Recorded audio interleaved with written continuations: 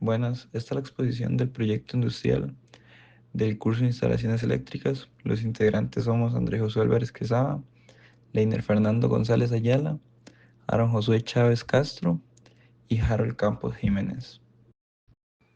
En cuanto a la industria seleccionada, tenemos una productora de papas, de la cual tenemos la siguiente información.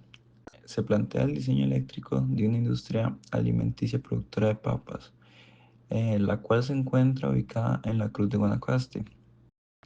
En la zona seleccionada se maneja una temperatura máxima de 31 grados Celsius. Dada la disposición de la industria, se cuenta con un área total de 1.283 metros cuadrados aproximadamente, de los cuales 983 metros cuadrados aproximadamente son dedicados a la producción y el resto a oficinas y otros aposentos necesarios. Bien, tal y como se menciona anteriormente, se tiene una empresa productora de papas tostadas, ¿verdad? El detalle de designación de espacios está dado en esta filmina, donde podemos ver el acceso principal. Tenemos también la recepción, tenemos una sección de comedor, sala de juntas, tenemos en la parte administrativa dos baños, tenemos un módulo de oficinas de seis escritorios. Eh, a la par del módulo de oficinas tenemos una sala de estar. Además de ello, tenemos dos oficinas generales. Tenemos el cuarto eléctrico, que es el encargado de salvaguardar todo lo que vienen siendo tableros y demás.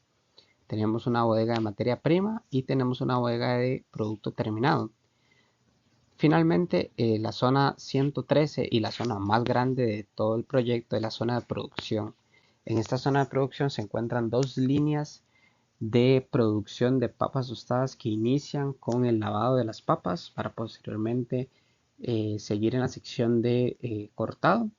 Después de ello, después del cortado y el rebanado, se procede a los hornos que fríen estas papas. Posteriormente llegan a la sección donde estas son revueltas y saladas y demás. Siguen por una banda transportadora que las termina de secar y termina el proceso hasta que llega al final a la banda transportadora grande que lo que hace es llevar todo este producto terminado hacia a la última línea de producción, por decirlo así, o línea de empaquetado, donde las papas tostadas son empaquetadas en los diferentes paquetes, en las diferentes presentaciones y finalmente, cuando ya terminan el proceso de la línea de producción, terminan en la bodega de almacenamiento o por su parte eh, en los diferentes repartidores y demás. Aquí tenemos los equipos instalados. Se dividieron en dos tablas para su mejor visualización.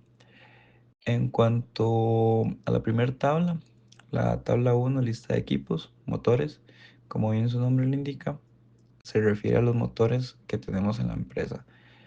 Estos motores pueden ser de la línea de producción o de la zona de empaques para ese proceso. Estos motores, por cada punto en la lista, pueden existir varios o como mínimo uno. Actualmente se cuentan con 12 motores divididos entre los que se pueden apreciar con sus datos de placa e información relevante. Por otro lado tenemos la tabla 2, que es la lista de equipos, entre paréntesis otros equipos. Y como bien su nombre lo indica, son otros equipos referentes a áreas de oficina, cocina y abajo dos compresores de aire que son necesarios en la producción. Lo que pasa es que se ponen de este lado porque ellos funcionan enchufándose por un tomacorriente. Em, la cantidad de dispositivos está especificada en la tabla junto con sus valores de placa. En términos generales, se tiene la siguiente distribución. Tablero 1 para el área de oficinas. El tablero 2 y 3 es para la línea de producción y el tablero 4 para el área de empaque. Los tableros 2, 3 y 4, estos llevan protecciones y se conectan hacia los motores. El tablero 1 es el que se encarga de distribuir la corriente hacia los tomacorrientes y las luminarias. Además, incluye dos compresores. Para el cálculo de la iluminación del espacio más grande de la planta, tenemos primeramente el método de cavidades zonales, en el cual podemos apreciar que el área de producción fue dividida en tres áreas pequeñas, las cuales están identificadas con el color naranja, rojo y morado. Estas tres áreas dan un total de 983,48 metros cuadrados, los cuales se traducen a un área equivalente, la cual se puede apreciar al lado inferior de la figura. Por otro lado, tenemos todos los datos necesarios para desarrollar este método. Datos tanto de los colores, los cuales serían los factores de reflexión de los mismos, datos presentes en la tabla resumen, necesarios para los cálculos, como la medidas, los luxes y alturas del cielo, y entre otros. Y muy importante, los datos de la luminaria utilizada para los cálculos. Esta luminaria, como bien la imagen le indica, es de un modelo 1FD232, la cual posee una capacidad de 2900 lúmenes, pero con dos lámparas por luminaria, por lo cual sería el doble de 2900. En resumen, mediante el método de cavidades zonales, tenemos un total de 97 lámparas, las cuales fueron redondeadas a 100, dado que es un número más común, pero el número del cálculo es de 97 luminarias. Por otro lado, tenemos el método del Dialux Evo en su versión 13.0. Para este método fue necesario seleccionar otra lámpara que tuviera las mismas características de la primera, dado que el primer tipo de luminaria que fue seleccionado no se encontraba en el software, y esto fue un problema a la hora de realizar el modelado en el Dialux. Afrontamos este problema de la siguiente manera: buscamos una luminaria que tuviera la misma cantidad de lúmenes que que la luminaria anterior, que poseía dos lámparas. Entonces, cada lámpara de la anterior era de 2900 lúmenes. En esta se buscó una lámpara del doble, porque sería solo una. Aparte de tener la misma cantidad de lúmenes que la luminaria anterior, se buscó que esta tenga la misma forma, las mismas dimensiones en cuanto a largo y ancho, para que el software pueda distribuirlo de la mejor manera y de la manera más similar. Ok, entonces, mediante el software Dialux Evo, con la corrección de la lámpara y con todos los datos seteados de el tipo de uso que se le va a dar al espacio, con el modelado bien hecho de la zona de producción, tenemos que el Dialux estima una cantidad de lámparas totales de 93, lo cual tenemos una diferencia de 4 lámparas.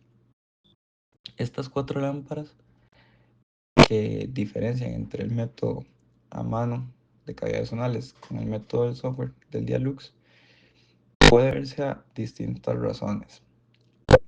Principalmente podría ser un efecto secundario de haber tenido que usar otra lámpara distinta, aunque tenga las mismas características, pero también puede ser a causa de que el Dialux para sus cálculos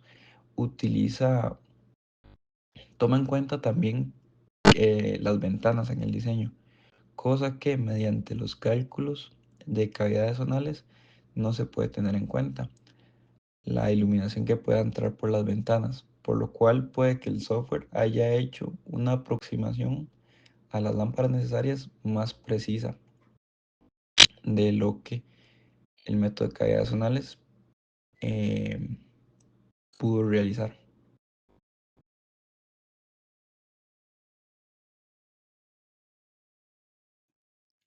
En el tablero 1 se tienen los circuitos de luminarias y de tomacorrientes, además de los compresores de 5 caballos. Estos se dividen en la línea A y la línea B.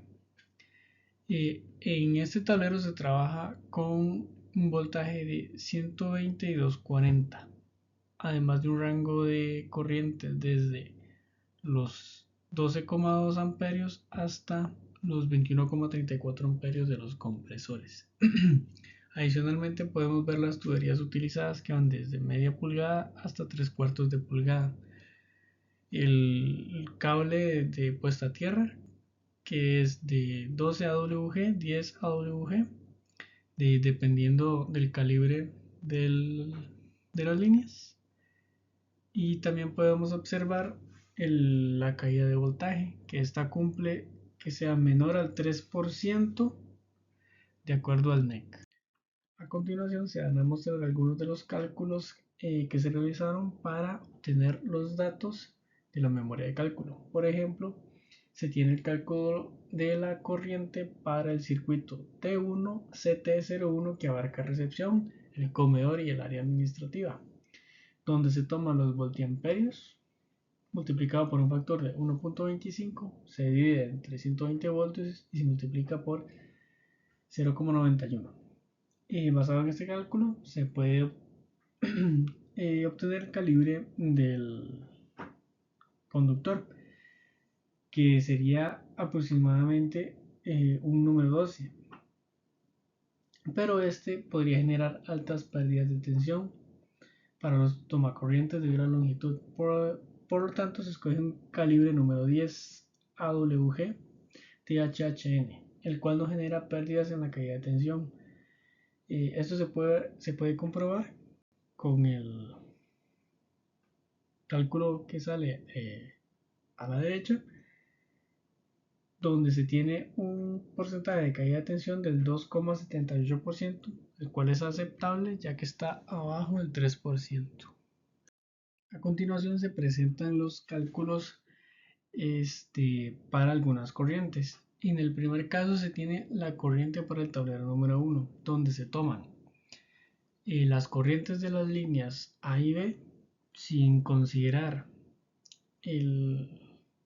ambos compresores, ya que las líneas A y B de luminarias y tomacorrientes tienen un factor de potencia de 1 y los compresores tienen un factor de potencia 0.73. Al realizar la suma de estas corrientes se obtiene un total de 190.14 con un ángulo de 8,82 amperios.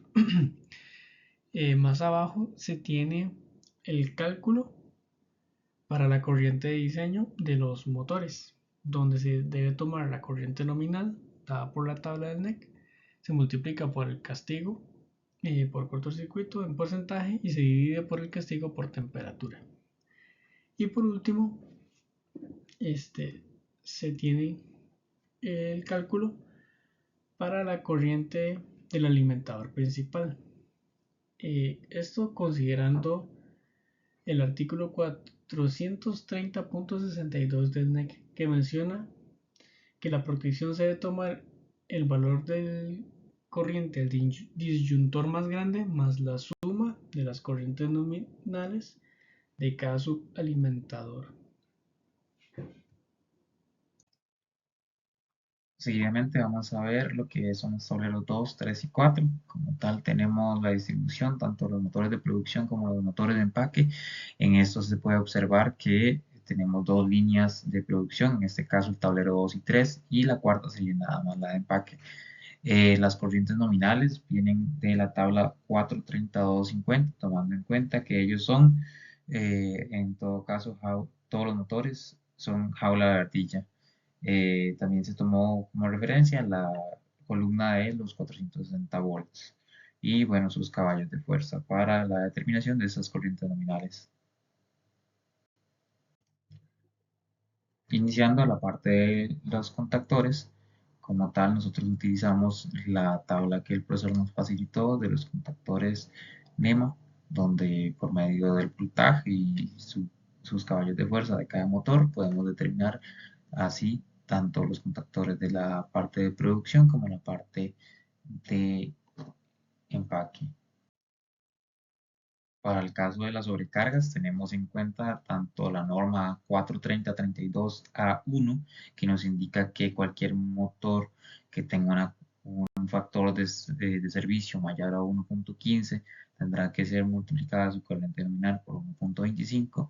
Y en el caso de la sobrecarga máxima, vamos a tomar en cuenta el NEC 430-32C, que nos dice que igualmente cualquier motor que tenga su factor de servicio mayor a 115 o igual a 115, teniendo en cuenta que cada de esos motores tiene su factor de servicio en la tabla anteriormente vista, pues se tiene que multiplicar por 1.40 o 140%. Ahora bien, para la parte del cortocircuito, disyuntor y conductor a tierra, podemos tomar en cuenta la parte del cortocircuito que viene desde la tabla 430.52, que ya nos dice que al ser cables de ardilla hay que tomar en cuenta la multiplicación de la corriente nominal por un 250%. Además, el disyuntor se toma de esta corriente tomada del cortocircuito, eh, y se utiliza la tabla 240.6a para determinar tanto por el lado, en este caso, por el lado de abajo. En casos donde se tienen las corrientes mínimas o por debajo de 15, que no existe en la tabla un disyuntor menor, se tomó la libertad de escoger un disyuntor de 15 amperios. Al igual, con estos disyuntores, nos vamos a la tabla 250.122, donde ella nos dice los valores de los cables de tierra o los conductores de tierra con estos valores de los disyuntores. Ahora bien, para la selección de los conductores de fase y de neutro, podemos ver lo que es las que se le deben realizar a las corrientes nominales que se tiene de cada motor, un castigo por tanto por temperatura, en este caso por la tabla que se ve en la parte inferior de nuestra tabla, y por corriente continua, según el artículo 432, que nos indica que las corrientes continuas, o los conductores que deben sobrellevar las corrientes continuas tienen que soportar el 125% de la corriente nominal. Por tanto, una vez se hace este castigo, se consigue o se obtiene la corriente de diseño, y ya con esto nos vamos a la tabla 3.10.16, que nos permite seleccionar el cable. En el caso donde haya ocurrido que se nos selecciona un cable que no esté disponible en el país, se opta por escoger un cable con una capacidad mayor, como es el caso del número 2 del motor T2M13. Bueno, para ir finalizando, tenemos la verificación tanto por caída de tensión de cada uno de los motores. Acá se tienen ya distribuidos la parte de los producción 1, producción 2 y motores de empaque. Además, que se tienen ya las longitudes de los cables a cada uno de los motores. Además, se tiene que observar que las resistencias y las reactancias vienen de la tabla 9 del capítulo 9 del NEC 2020. Eso nos permite, por medio tanto del factor de potencia, obtener la impedancia equivalente que nos permite, que es parte de la fórmula que nos permite identificar la caída de tensión. Como se ve, esta caída de tensión no debe cumplir un mayor de al 3%. En todos los casos cumple correctamente con esto. Esto significa que los conductores están correctamente seleccionados. Y ya finalizando, se tiene la parte de la selección del CONDIC EMT, ya con los conductores correctamente seleccionados. Tenemos por medio de la tabla 5 del capítulo 9 del NEC 2020 las dimensiones de los conductores, tanto las fases y los neutros. Esto es el conductor multiplicado por 3, por las fases más el neutro, más la parte de la Tierra, y esto nos da la dimensión total en milímetros cuadrados. Según la tabla 4, artículo 358, esto nos permite seleccionar el conducto de EMT que permita obtener o almacenar estos cables. Ahora para la parte de subalimentadores, mi compañero explicará un poco lo que es la obtención del subalimentador del tablero 1.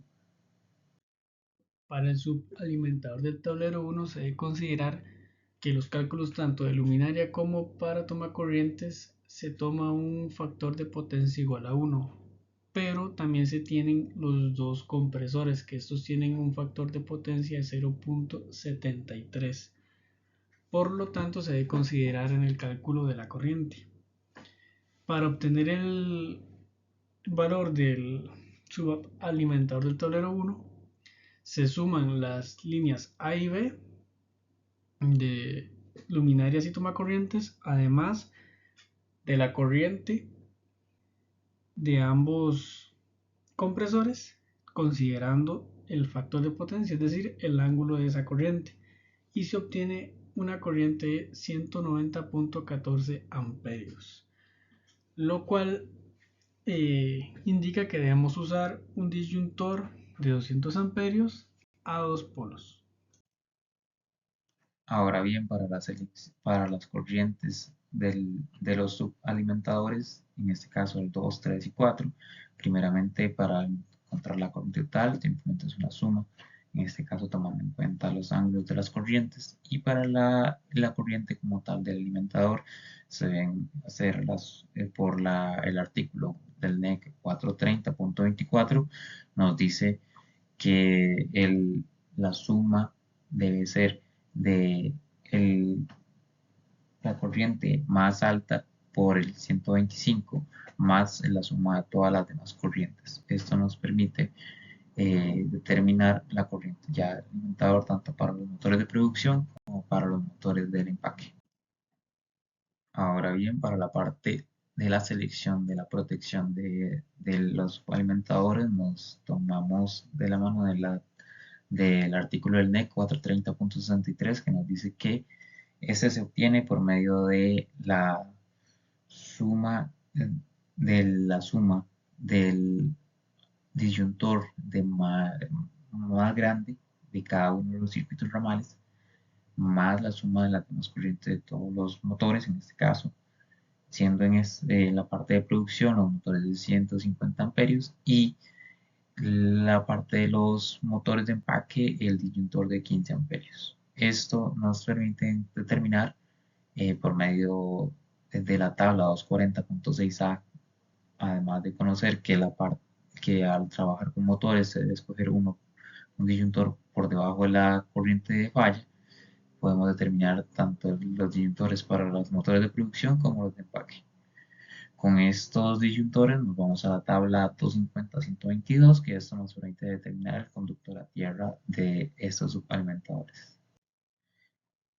Y a su vez, si queremos determinar los conductores de las fases y el neutro, utilizamos las corrientes nominales o las corrientes totales del alimentador y le aplicamos una corrección por temperatura, en este caso un castigo por temperatura que nos va a dar la corriente de diseño.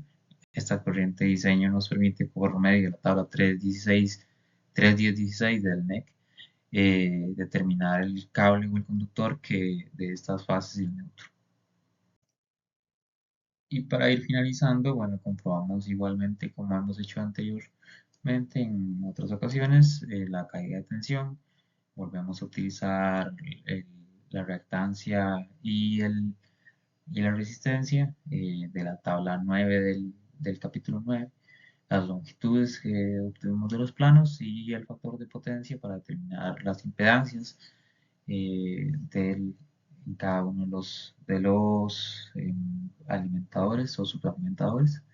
Y como comprobamos, esto es menor al 3%, por tanto, estos cables escogidos cumplen con la demanda necesaria. Sin embargo, nos queda todavía la selección del conducto MT para ese subalimentador o esos subalimentadores.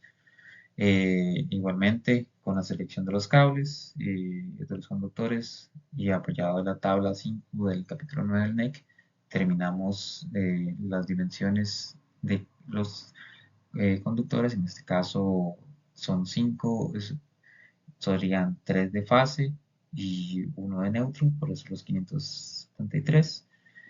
Y el de tierra, que serían los 32, 71, se hace la suma en ambos casos, tanto para la producción como para el empaque, y de ahí nos vamos a la tabla 4 con el artículo 358. Eso nos permite determinar por medio de comparación un conduit que nos permita pasar o almacenar estos conductores.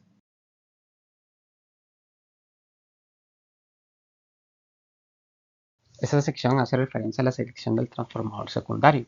Se debe recordar que el tablero 1 ha sido destinado para alimentar las cargas por luminarias o por tomacorrientes, o para también los compresores que trabajan a 240 voltios.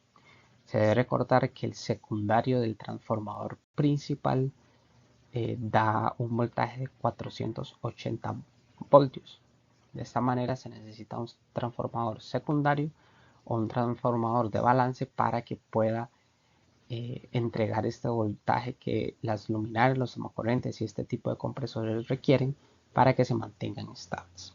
Para la selección de este transformador se tomó la demanda que tenía este tablero 1, se hizo la respectiva suma y esta suma da como resultado 37,62 kilovoltamperios. Pero según el NEC, en el artículo 450 inciso C, indica que este transformador debe ser un 25% mayor a la demanda que se ha calculado para este tablero o para la especificación que se tenga para este tablero. Entonces se encuentra ese 25% de más que debe tener, y se tiene que, con el 25% aplicado, se tiene una demanda total de 47,02 kilovoltamperios. De esta manera se escoge un transformador de pedestal de 50 kilovoltamperios y es el modelo Eaton que está en la diapositiva. Para la selección del transformador principal se tiene que tomar la corriente total, que sería 452,61, se multiplica por el voltaje, que es 480. Adicionalmente se multiplica por raíz de 3 y se divide entre 1000. Esto nos da 376,29 kilovoltiamperios. Esto se multiplica por un factor de 1.25 y nos da un total de 470,36 kilovoltiamperios. Con esta información se selecciona un transformador de la marca WEG de tipo seco para una potencia de 1000 kilovoltiamperios, un voltaje en el primario de 34,5 kilovoltios y un voltaje en el secundario de 480 voltios. A continuación se presenta un aproximado del coste que tendría la implementación de todo el circuito en la industria, considerando luminarias, tomacorrientes y los cables. Hay que considerar que, de acuerdo al cálculo de las luminarias, se necesitan 99 de las mismas, por lo tanto su costo es bastante elevado. También los cables, al necesitarse tanta cantidad por el área en el que se va a trabajar, el costo de solo los cables representa un gran porcentaje en el presupuesto final. Se puede continuar observando los costos del sistema de puesta a tierra, que es relativamente barato comparado con el resto, pero también si se presta atención a los contactores y a los disyuntores, estos tienen un costo bastante elevado debido a su cantidad y costo. La tubería también representa un costo considerable, ya que se necesitan varios metros de la misma, y en general la acometida requerida por el calibre del cable también representa un alto costo para la implementación de todo el circuito. como recomendaciones se tiene que es crucial la verificación de la caída de voltaje y considerar el uso de los conductores del calibre correcto según el largo para garantizar la eficiencia energética y cumplir con el NEC. También se tiene que asegurar las cargas en las líneas A y B del tablero 1 deben estar equilibradas para evitar sobrecargas de un solo lado del tablero. Además de evaluar el impacto de las altas temperaturas de Guanacaste y si es posible ajustar los valores de corrección de la temperatura en el conductor para evitar pérdidas significativas. Y como conclusiones se tiene que el diseño se realizó conforme a las disposiciones del NEC 2020, asegurando que cada componente cumple con la normativa de seguridad y eficiencia. La selección de los disyuntores, calibres de conductores y protecciones garantiza que el sistema es seguro, eficiente y adaptado a las necesidades de la industria de la planta. Los circuitos se diseñaron para mantener la caída de voltaje por debajo del 3% en cada uno de sus ramales, lo que asegura un rendimiento óptimo en los equipos conectados. La selección del calibre de los conductores y tuberías se optimizó para cumplir los requerimientos eléctricos sin generar costos innecesarios, logrando un diseño rentable. Y el diseño del tablero y los subalimentadores permite flexibilidad para posibles expansiones futuras, lo cual es crucial en un entorno de industria dinámica.